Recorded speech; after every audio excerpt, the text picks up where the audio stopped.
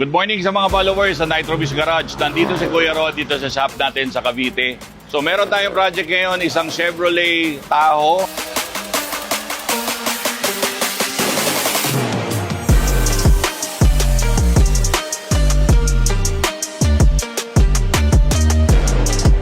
Ito medyo hindi common na nakikita sa kalsada dito sa Pilipinas, mostly sa US. Pero meron tayong naging client na nakakuha siya ng gantong kotse.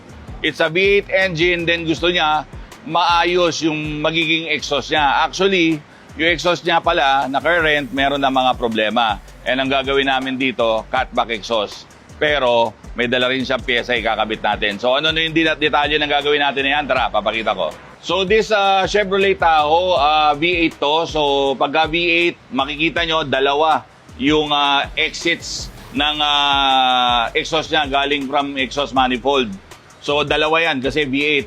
Nandun sa magkabilang side, isang side dito sa may driver side, isa naman nandun sa passenger side. Meron siyang bumaba ng mga tubo dyan, which is yung downpipe, header. Tapos, after nun, may mga catalytic dito.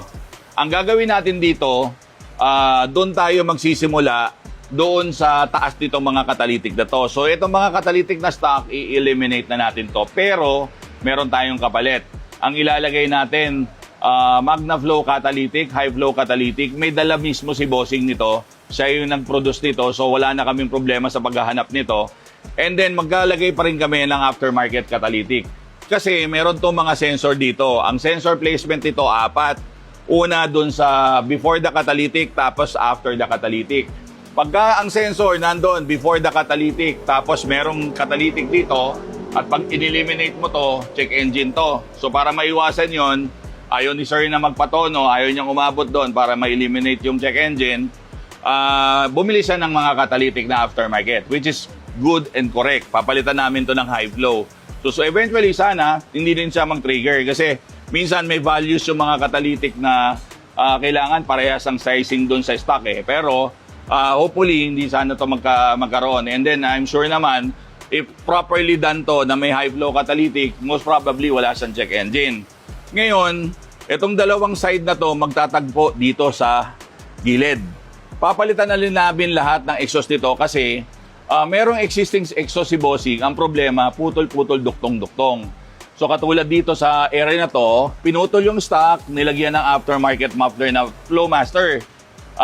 Kaya lang, sa lagi ko sinasabi, pagka pinutol-putol, duktong-duktong nyo lang, eventually magkakaroon na siya ng rust accumulation. Saglit lang ang buhay niya, pari malaglag o mapigtal yung pinakatubo niya kasi nga, pinutol yung stock. Ang stock kasi is galvanized, hindi siya stainless. So, ang ginagawa ng manufacturer dyan, nilulubog nila yan, hot dip nila yan para magkaroon ng rust protection. Ang problema natin dito sa atin, may tayo magpuputol-putol. So, pag pinutol mo yan ng grinder na initan yung pinaka-galvanized na stock, eventually, dun sa pinaghinangan niya, magkakaroon po ito ng corrosion accumulation na. So, gano'n na nangyari rito. Makikita nyo yan dito sa video na marami ng rust accumulation dito. Malapit na to. Actually, itong muffler na to, kalalagay pa lang daw. And then, makikita na namin yung signs na delikado na to malaglag. Ngayon, doon naman sa dulo, kung makikita nyo, dual exit yung kotse. Dito rin, ganun din ang senaryo. May mga pinutol at dinuktong lang na tips. So, nagkaroon na po ng mga butas yan. Ito po yung sinasabi ko. Pagka pinutol nyo lang yung stock at dinikit nyo sa isang stainless, doon sa pinanghinangan, magkakaroon na po ng rust accumulation yan at eventually, mabulok na yung exhaust, malaglagan kayo ng component. So, ang gagawin natin dito, basically, correction ng buong full exhaust ni bossing. Gagawin na natin sa lahat stainless. Ang gagamitin natin material, stainless 304. Yung muffler ni bossing na Flowmaster, bago pa yan, gagamitin natin ulit. Pero dito sa tip, kung makikita nyo na dalawa yung exit points niya, gagawin na lang natin isa. Single exit na lang tayo rito. So basically, maglalaki ako ng tubo rito. Magti 3 inches ako rito to accommodate yung pagbabawas ng exits naman. So medyo matrabaho and time consuming yung ganitong trabaho kasi nga lalo na dun sa may downpipe area, dalawa ang pinanggagalingan tubo.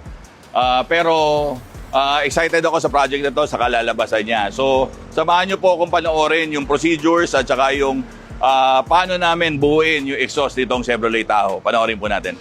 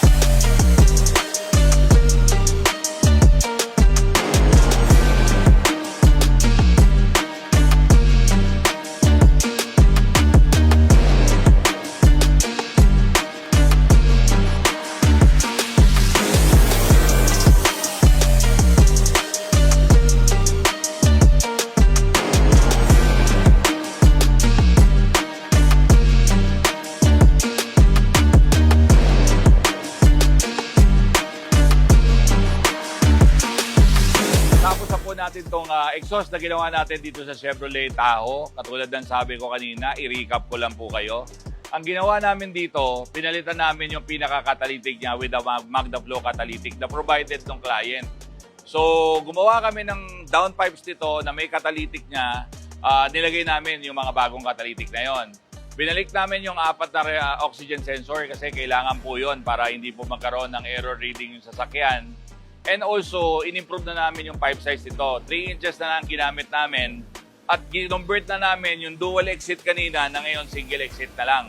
So kung makikita nyo, ginamit pa rin namin yung existing muffler ni Sir which is Flowmaster. Yung pa rin ang ginamit namin pero kinonvert namin na sa single na lang yung exit points ng pinaka-muffler kasi kanina naka-Y po siya. Ngayon, single na lang din siya. Dati kasi naka-dual exit tong kotse na to. So, nag-decide yung may-ari na talagang isang exhaust tip na lang yung gagamitin namin. So, panoorin po natin ngayon yung comparison video nung kanina na merong mga exhaust leak pa yung exhaust tapos naka-dual exit siya. Ngayon, panibagong exhaust system gawa ni Nitro Fuels using Magda Flow catalytic na provided ni Sir, Flowmaster na muffler na ginamit ulit ni Bossing at saka itong existing tip niya. Panoorin po natin yung resulta. Ito po.